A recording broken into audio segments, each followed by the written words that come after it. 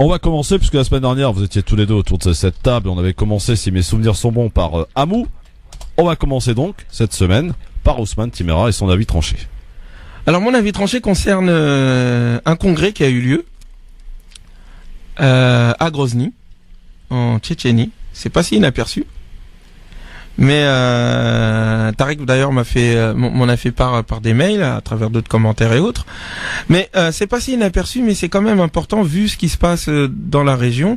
C'est un congrès qui réunissait en fait tous les savants et théologiens importants du sunnisme, dont l'une des décisions importantes c'était pour définir c'est quoi le sunnisme et d'exclure en fait, quand on définit on veut exclure les saoudiens, les wahhabites et les frères musulmans aussi, du cercle du sunnisme. Je trouve que les théologiens, et on voit aussi ce qui se passe aussi en Iran, parce qu'ensuite les Saoudiens vont répondre à cela, en disant que les Iraniens ne sont pas des vrais musulmans. Alors eux, ils ont été exclus du sunnisme, mais parce que le sunnisme, pour ceux qui veulent en parler, c'est comme si c'était l'islam. Et donc les Saoudiens veulent exclure les chiites de l'islam et de part et d'autre. Bref. Ce qui se passe, je trouve que tous ces gens-là, théologiens, sont des irresponsables. Ils se foutent de nous. Quand ces mêmes personnes nous disent qu'il y a un complot, et pour moi c'est pas un complot, c'est une stratégie, c'est écrit dans les livres. Donc, on sait ce qu'on veut dans cette région. C'est-à-dire faire en sorte de complètement semer la zizanie dans ces pays-là, de faire en sorte qu'il y ait qu'on redessine les cartes et qu'on réduise les États-nations qui sont déjà assez réduits en de plus petits États, en faisant en sorte de jouer sur les rivalités chiites, sunnites et les différentes ethnies, Kurdes, Turcs et autres, etc. Et quelquefois même, ça m'amuse de voir comment est-ce qu'on arrive à opposer les Kurdes et les sunnites. Comme si les Kurdes n'étaient pas des sunnites. Enfin bref. Donc ce sont ces théologiens-là, ces penseurs-là qui disent faites attention, il y a un complot contre nous, et qui jouent ensuite la carte de la division. Pourquoi est-ce qu'ils ne peuvent pas parler comme le Coran leur demande de parler, dans le sens de l'unité? À quoi ça sert d'excommunier les uns et les autres? Chiites ou sunnites, c'est vrai qu'il y a des différences. Moi, il y a des trucs chez les chiites que je trouve ça bizarre. Mais la question du point de vue politique, elle n'est pas religieuse. Alors, moi, je suis vraiment désolé, ces gens-là sont au lieu de jouer un rôle de leader et d'intellectuel qui monte la voie de l'unité et qui font en sorte on sort un peu de la tambouille politique, ils nous y plongent dedans. C'est le meilleur moyen de précipiter toute la région dans une guerre civile, religieuse et ethnique. Ce sont des irresponsables. C'était l'avis tranché d'Ousmane Timéra. Un auditeur qui souhaite réagir à l'avis tranché de Ousmane à propos de Grozny. Ali, bonsoir. Oui, bonsoir Christophe, bonsoir Ousmane et bonsoir l'invité Wesley, non Wesley. Ouais, pardon. Donc je voulais répondre au sujet du sommet de Grozny, sommet islamique qui a réuni tout de même 200 savants, dont des oulémas, des muftis, grands muftis d'Égypte, de Yémen, de Syrie, de Jordanie, Soudan et des pays européens musulmans, etc. Et donc ces 200 savants musulmans n'ont été à Grozny que dans l'intérêt de la religion musulmane, l'islam. Et ils ne roulent pour aucun pays, ni russe, ni chinois, ni américain, personne. Ces gens, ils sont assez éduqués pour comprendre qu'ils ne rendront compte qu'à Dieu. Ça, c'est pour supprimer les doutes. Oui, c'est à Grozny, c'est les Russes ou l'Iran ou je sais pas qui. Pour dire, ces gens-là, ils sont intelligents. Ils ont étudié toute leur vie. 200 savants de tous les pays, pratiquement tous les pays musulmans, ils ont exclu le wahhabisme. Le wahhabisme, il est soutenu par qui? Par l'Angleterre en premier lieu, qui a aidé à ce qu'il prenne lieu. Le royaume d'Arabie Saoudite a été aidé par les Anglais, suivi en plus par les États-Unis qui ne les lassent pas d'une semelle. Dans quel but? Ils ont compris, les penseurs anglais, américains, ils ont compris que le wahhabisme est une hérésie qui ne correspond pas à la vie des premiers savants du 1er siècle, du 2e siècle et 3e siècle de l'islam. Selon ce qu'a dit le prophète, mon 1er siècle est le meilleur, le 2e et le 3e. Donc tous ces savants du 1er siècle, les 2e et 3e, sont contraires au wahhabisme. Donc les penseurs musulmans, quand ils ont exclu le wahhabisme il est en train de mettre à feu et à sang le Moyen-Orient, les attentats en France, en Europe, etc. Et ça porte préjudice à l'islam. Donc ces penseurs musulmans, ces 200 savants, ce n'est pas rien, de tout pays, en excluant le wahhabisme, ils ont coupé l'herbe sous les pieds des États-Unis, d'Israël, de la Grande-Bretagne, qui utilisent le wahhabisme pour le détruire de l'intérieur et porter préjudice à l'islam par l'islamophobie, etc. Donc ils ont bien fait. Voilà mon avis. Merci Ali pour votre avis. Quelque part un avis tranché aussi pour Ali. Il en a souvent d'ailleurs des avis tranchés là-dessus sur le sujet. C'est bien, mais moi mon propos il est pas dans. Je veux même pas savoir qui est dans le vrai ou pas. Je dirais à un moment donné, il faut que nous tirions quand même des leçons de l'histoire. L'excommunication est interdite en islam, si vous voulez qu'on parle de théologie. C'est la religion qui dit il ne peut pas y avoir de contraintes en matière de religion, premièrement. Et même ceux contre qui Mohammed, alayhi salatu wassalam, le prophète, était en désaccord, juifs, chrétiens et les autres sectes, le Coran lui dit à la fois, tu ne fais pas partie d'eux, mais en même temps il dit, c'est Dieu qui jugera entre eux. C'est pas toi qui dois juger. Le fait de nous exclure mutuellement les uns les autres, c'est une bêtise sur le plan politique. Là où il s'agit à un moment donné de dire qu'il y a un état de droit avec des valeurs communes qui font qu'on doit se respecter mutuellement. Eh bien, on dit que les autres nous excluent, et en l'occurrence les salafistes takfiristes, eh bien nous aussi on va exclure le wahhabisme. Et puis même sur le plan dogmatique et théologique, comment est-ce qu'on peut exclure le wahhabisme ? C'est impossible. C'est partie prenante du sunnisme pour ceux qui connaissent l'histoire. Le sunnisme est né avec Ahmed ibn Hanbal. Ahmed ibn Hanbal, avec le ash'arisme aussi qui va venir après, et la réforme que va tenter Ibn Taymiyyah, c'est dans cette continuité-là, qu'on le veuille ou non, que s'inscrit le wahhabisme. Le wahhabisme, je trouve effectivement qu'il y a des excès, mais c'est un excès qui est issu du sunnisme. Et puis, pour ma part, je pense que même en tant que théologien et intellectuel, ces gens-là savent très bien comment le sunnisme est né. C'est une question historique, c'est pas coranique. Le sunnisme n'existe pas dans le Coran. Le chiisme n'existe pas dans le Coran. Le mu'tazilisme n'existe pas dans le Coran. Ce sont des idéologies qui sont nées, issues de combats politiques et idéologiques et théologiques, dans des rapports de force civilisationnels, notamment entre l'ancien empire perse et l'empire arabe qui les a conquis.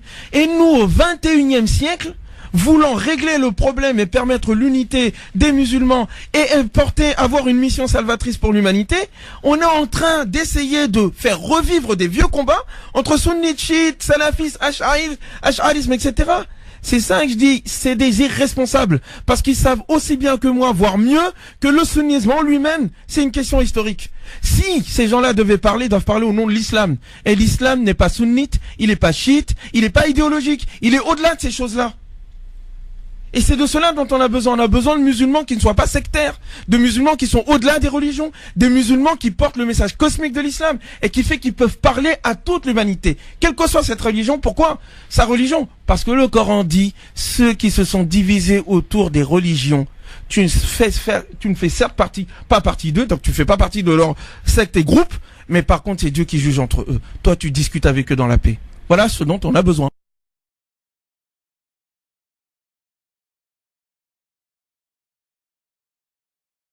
Le problème que tu indiques ici, je pense que de toute façon, la peur n'est jamais bonne conseillère.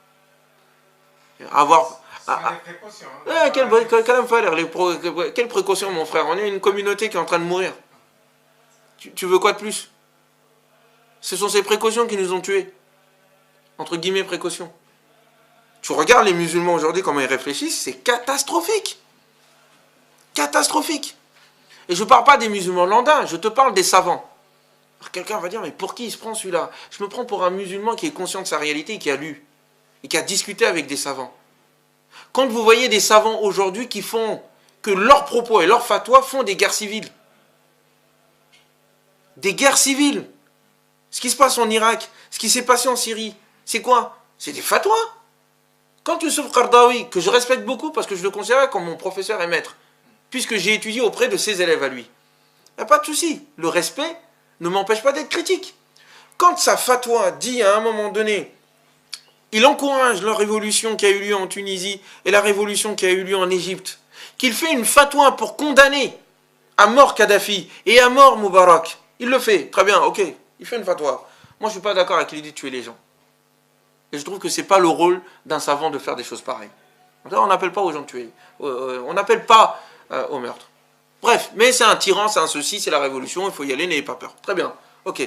Mais quand dans les mêmes conditions au Yémen et au Bahreïn, des gens se lèvent en disant que On veut notre liberté et notre dignité. Par contre, il fait une fatwa, il dit non, non, non, là, c'est pas possible. Il ne faut pas laisser faire. Il ne faut pas laisser faire, pourquoi? Parce que c'est des chiites. C'est quoi ça? C'est quoi cette incohérence intellectuelle? Où sont les principes? C'est cette sorte d'incohérence qui fait qu'à un moment donné, on dit tout et son contraire. Tout et son contraire. Oui, l'islam est pour la paix. Oui, l'islam, il a dit que l'homme et la femme sont égaux. Ah mais attention, hein. La femme n'est pas si égale que ça quand même. Et que c'est quand même, comme par hasard, dans les pays musulmans, où le plus grand taux d'analphabétisme des femmes, c'est chez nous. Dans le monde musulman. Au Maghreb, pour être plus exact. Quelle schizophrénie! Donc, il y a un problème au niveau de la méthode. Les précautions, là, qui disent oui, attention, attention, c'est ça qui, c'est pas de la précaution, c'est du conservatisme. On veut maintenir l'ordre des choses. On ne veut pas évoluer. Et surtout, on ne veut pas lire le Coran. Et lire la réalité directement. Donc, je reviens sur le propos. L'utilité des anciens n'est pas dans les pas qu'ils ont faits, mais dans la direction qu'ils ont pris. La direction qu'ils ont pris les anciens, c'était la direction de la réflexion, de la méditation, du leadership mondial, de don pour l'humanité. Ça, il faut suivre. Mais dire que suivre, c'est suivre les pas, là, il faut que je retourne en arrière pour faire les pas et m'arrêter là où ils sont, ça, c'est pas du suivisme. Quelqu'un qui fait ça tous les jours, tu diras quoi de lui? Imagine, quelqu'un qui vient, il est sur les pas, il est en train de chercher les pas, il marche. Après, à la fin de la journée, il retourne et il refait les mêmes pas tous les jours, il fait ça. Tu diras, il fait quoi? Tu dirais qu'il est fou. Tu dirais, il est fou. Pourquoi tu ne continues pas? Non, non, c'est mon père, c'est les traces de mon père. Ça va pas ou quoi? Continue. Le père, il dit jamais de s'arrêter. Le projet, il est ambitieux. Non, mais le problème, c'est que ce n'est pas les anciens qui nous ont dit de nous arrêter, c'est nous qui nous sommes arrêtés au nom des anciens. Yomul Qiyamah, les anciens nous cracheront à la figure. Vous n'êtes pas des bons enfants, vous. Nous, on a fait tout ça, regardez ce que vous en avez fait. Regardez ce que vous en avez fait. Nous, on a réfléchi par nous-mêmes. On est parti de rien. On a construit ça. Vous avez tout. Et vous êtes en train de vous disputer à faire des guerres civiles, là. Vous étudiez pas. Vous êtes des ignorants. Vous êtes sales. Vous êtes des menteurs. Vous êtes des hypocrites. Voilà ce qu'on est. On n'est pas la meilleure des communautés. Hein. Ça fait mal au cœur de le dire. Tous les jours, on chante ça. Il est temps qu'on se taise, qu'on fasse preuve de modestie, et qu'on lise et qu'on apprenne. Et qu'on arrête de dire que nos anciens sont les meilleurs. Les anciens sont les meilleurs pour eux. Vous êtes quoi? Et d'ailleurs, même les anciens sont meilleurs en quoi? C'est écrit où ça que les anciens sont meilleurs? C'est écrit nulle part. Les anciens ne sont pas meilleurs. Les anciens ont tué le petit-fils de Ali. Alors, comment? Le fils de Ali, le petit-fils du prophète. Donc, vous avez parlé des anciens. Alors, on ne peut pas faire de les anciens de manière générale. Tu vois le terme quand on dit salaf, salafiste et compagnie. C'est une bêtise intellectuelle. Je ne sais pas comment on arrive à intégrer ça dans notre esprit. Comment est-ce qu'on peut sacraliser des anciens alors qu'il y a des bons et des mauvais dedans? Tu viens de le dire.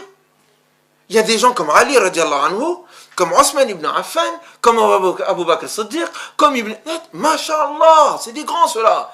Et puis tu as des misérables comme Abdullah ibn Saloul, ou celui qui a assassiné, comment il s'appelle, les petits-fils du prophète, celui qui a empoisonné Hassan, celui qui a démoli la Kaaba, à l'époque des compagnons Harry. C'est même pas il y a 300 ans, 300 ans plus tard. À l'époque des compagnons, on a démoli la Kaaba.